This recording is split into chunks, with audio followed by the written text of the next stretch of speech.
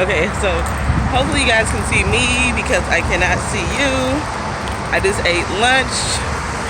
Oopsie, it was a good one. I plan on juicing today. But then, you know how it is some days, y'all, when you work in an office, you get to work and you're like, I need a break from here. And I'm chilling. I did want to talk to you guys just quickly. I don't know, have I been doing this for 30 days yet? But let's talk about the economy really fast. You guys, something is going on with it. I'm serious. Did you know that Barney's is going bankrupt and that the conglomerate that owns Ann Taylor, where I shop, I didn't know that Ann Taylor, Dress Barn, Lane Bryant, and what's that little teeny bop store? And I know this store is making money, that Justice store, are all the same. So Ann Taylor / Dress Barn, they didn't answer the phone for almost 30 days for their own debt collectors, for like their own bills and stuff like that. So people are wondering if they are, like, they're just not responsive. Gal, it's like, y'all sound like y'all are pulling one of my previous moves. Y'all, but that is a major company. And I know Justin and Lane Bryant is making money like hand over fist just because of the niche market that they're in. And Ann Taylor is still out on social media using influencers and stuff like that. So, sorry that my face is oily. It is what it is. And then with Barney's, the reason why Barney's is going out is because they state that the cost of real estate and less foot traffic in the stores is not making it lucrative. So then, out of the blue comes some company I've never even heard of from London called Farfetch, an internet company that is willing to help bail Barney's out. And I'm like, how is it, that's what I call secret money. And no, I'm not a paranoid person, I'm just thinking. But how is it that a non-global, no-name business that most people don't even know is able to bail out like an institution, like well-known global company like Barney's? It's just, you know, something is going on. Like, even without being paranoid, I'm not like a big news watcher at all. I refuse because I'm just not going to be that person. But you know what it reminds me of? And I do want to make a whole sit-down video about this. It reminds me, like, I remember when I graduated high school in 2002. You can calculate my age all you want. But it reminds me of back then, and more so in like 2008, where it was like so silent. It wasn't a big deal. People were just like overlooking it. And I took an amazing college class talking about like the different changes, like when we came from farm, agricultural, to industrial, to what we were currently recently in was information. But now we're even getting past that and we're getting to the internet age. And I blame you people. Yes, you people, not me, because I'm old. So certain things I refuse. I refuse to buy my groceries online. I know people say that saves time, and I refuse to use like the little self-checkout person, because like the little computer one, like do the self-checkout, because that's taking jobs away from people. And I know that this makes me old. I'm not saying that I'm right. I'm not saying you have to agree with me, and I really don't care who agrees with me or who doesn't. But it is funny when you visit the United States, is you get a different feel. I think because Houston is kind of like insulated over, like, for saying keeping a strong job market. It's interesting to me when I go to like smaller cities or towns and things like that. But it's coming.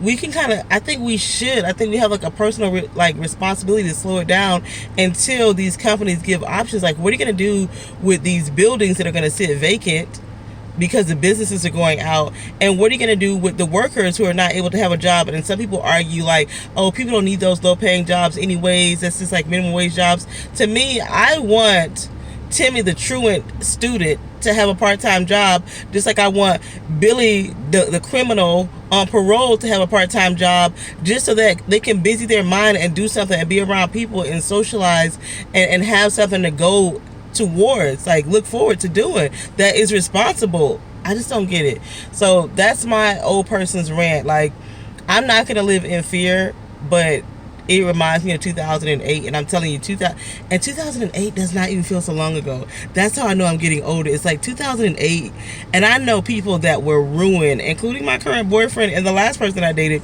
that had thought that they were set for life and were going to retire, but for 2008 and that whole housing crisis, now we are creating an internet crisis, like a job crisis, and nobody cares. I know some people like womp womp womp, and I don't care.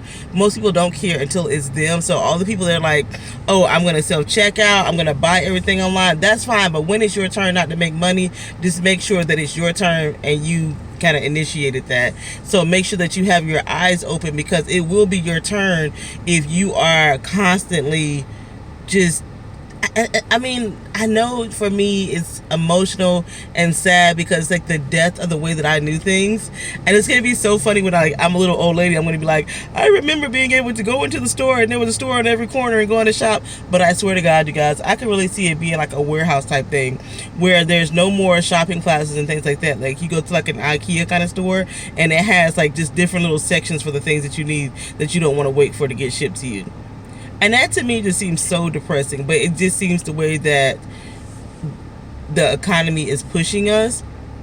I'm going to go on a little bit more of a tirade about this subject, because I remember talking to like a really intelligent person about it, and they said that they felt, well, that it kind of had been proven throughout history that the economy either belongs to the government or to the people. Like in capitalism, we say that the economy belongs to the people, but sometimes it feels like the companies or the companies then come into stake, and then that puts are the companies for the government or the companies for the people.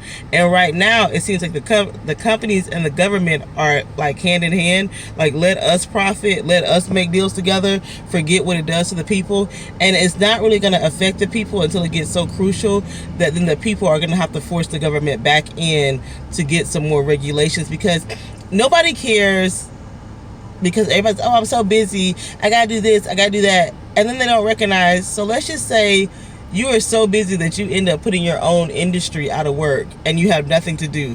What are these companies going to do with all these goods if they just keep, like, if they have no consumers? Just interesting, just food for thought. I'm just like, how? And I know if I turn on the news, I'll get like so worked up, so I do not turn on the news. I just thought that I would share that. Also, I'm just coming back from lunch, like I said. We're just going to switch gears for a minute, and we're going to talk about my house situation. Oh, somebody asked if I was still carrying my bag. Yes, this is my bag, and I actually do. I love it. I actually carry it down here, so that little thing did not bother me. It kind of straightens out when you have your stuff in there, and I really think that's how they are made when I started looking at other people's, but this is exactly how I hold it. Anyways, that was one. Jump off. Talking about my house.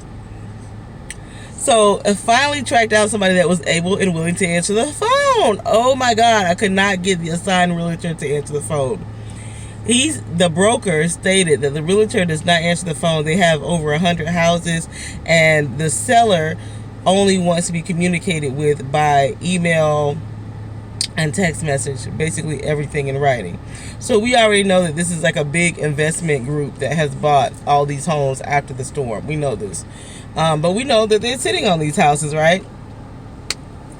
So then my boy, I'm like, so what do you want to do? You know, because it was like, oh, I guess we can apply. I don't know why oh God, I just got done having an intelligent conversation with you guys, and now I'm going to say why my dumb A still does not want to hand over my banking information. Like, I just don't want to. I'm going to be on that banking statement blacking out all kind of stuff. The only thing you need to see are my deposits. All that other stuff, I don't, no. And even some of my withdrawals, I'm going to leave the numbers there, but I'm not going to leave the names there. Can you do that? I know the internet knows all, as I like to now call you guys. You guys, the timeline. Y'all should have the answer. Can I black out, like, I won't black out the numbers, but I do want to black out some names. I'll do that. Can it still be legitimate? Oh my God. And then I don't want to give my boyfriend my social security number. This is real. Haters gonna hate. This is like fodder for haters. And I hate to even acknowledge that as I get personal in my life. But if you can honestly hate watch me, I appreciate you, because if a hater can hate watch me, that means that some people really do love me. I have to laugh, you know what I mean? But girl, I just don't want to hand it over. So now I'm trying to figure out, and this, this gonna cause a fight, and we've been fighting about the same thing for months and months. I'm trying to catch the light up in here. So now I am really trying to figure out which one should I refuse? Because I'm going to refuse something. I'm going to hand over my bank statement, but I am going to black out some stuff first. And I do not want to hand over my social security number, like, especially to my boyfriend who can easily run my credit. Like, I do. Yeah, I do not want this. I don't want anybody in my banking information back. Oh my God. I don't mind giving it to a realtor, but me and my boyfriend are going in on it together, and I wouldn't check his numbers, and I wouldn't check because I don't want to know. And I'm just like, so now I'm going to call him, and we're going to have a mini, just back to square one. We're gonna talk about this though, but I do want to put my stuff in because I never re-signed my lease or canceled my lease or anything like that. My lease is officially up on 9/23, but you still have to give a 60-day notice, so I would still be in it, and we are still asking for a pricing reduction. That's all I can say. I just and then they got a call and said that on the call it was said that this group of investors does not really do pricing reductions. So yeah, I don't know. I know that I'm not right all the time. Can I say that a million times? I'm not right. I'm not perfect. These are my own personal struggles. I have a problem releasing my financial information unless we are in the privacy of a finance office, one-on-one, mano-a-mano. We're gonna look eyeball to eyeball, and you can't hold it against me kind of situation. But people, they hold things against you. You know what I mean? Like, I am not that kind of a person, and I just, like, despise it. Especially my boyfriend. He be the kind of person, oh no, girl. Oh no. I'm having an emotional, oh my God. Oh, did you see all that emotion just come out? That was real. That's how I would lay in my bed and just, like, if I thought about all the reasons why I don't want, girl, I can't even say it in a sentence.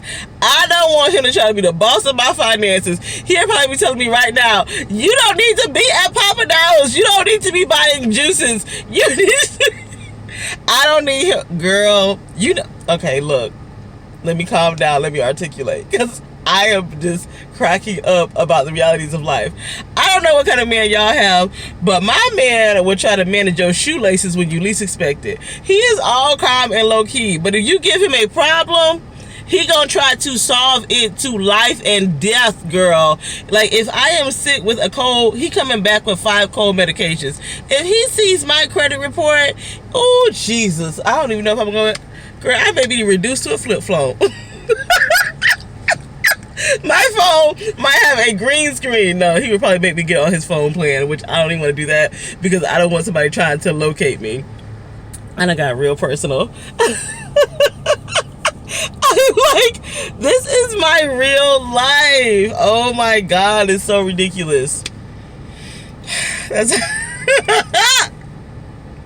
letting my man see my credit report to boss me around and tell me what to do. Oh my God. I might just be in my closet. I just might be in my same apartment then, because the only other option though is that I would have to try to get the house for myself, which means I would have to bring some more income to the table, which is not unreasonable, and it's not like hard, especially if the house is just gonna like sit on the market. I would need some time to do that, but God, like, that to me seems like a more, is that bad? Am I crazy? Is there something wrong with me? If you can't relate to me, I don't know. But if you can't relate to me and you had to grow from this state of privacy, because that's what a lot of our arguments are about, is my need for privacy. I just like to protect myself. I don't like people all up in my business. It's my business. When I go and work these hours, I work these hours. I endure my day. This is therapy now. This video has taken a whole another turn, but absolutely what is on my mind, plus the Lizzo concert. Has anybody been to the Austin City Limits, what do you call that? Austin City Limits Music Festival? You know what? I just recognize how famous that one is. On the first Sunday, Cardi B and Lizzo are going to be there, and I kind of want to go. But my boyfriend, he hates festivals and he hates crowds, which is so crazy to me because he loves to party. Anyways, I'm also making my Christmas list since we're just going to get so random and so personal. If you have watched this whole entire video, you're very special. I appreciate your patience. I promise that I'm not walking around this manic. I just doing a brain dump right now. I'm going to go sit peacefully at my desk and continue my workday. And, yeah. That's what I'm going to do. I'm going to write all this stuff down in my planner. First, I'm going to call my boyfriend for the next 5 minutes to make him turn his laugh upside down into a frown. As I tell him that I don't, as we discuss how I'm going to release financial information. Woo! Girl, my head just shaking to myself. It's a crazy world that we live in, and I'm already feeling like an older person. Like, the world is changing so much, and I know a lot of people have given, like, as we are in this internet age, people will say I've given up some privacy, but a lot of people, they have no problems with just like sharing everything with everybody. I do. Like, I just not my money. Not my money.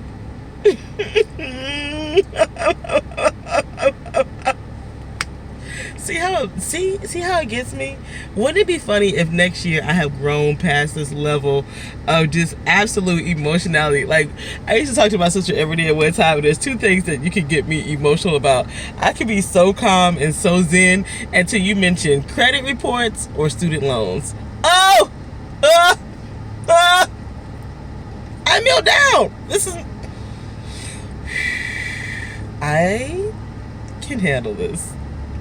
I always get what I want. I am a hard worker. I'm willing to do what it takes.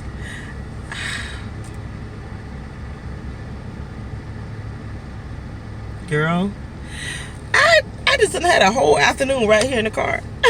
No, I gotta go back to work because it's lunchtime. Bye, guys. Thank you so much for watching me and all of my eccentric kookiness. Everybody in my family is eccentric, though. I'm just saying. Just how it is. Bye.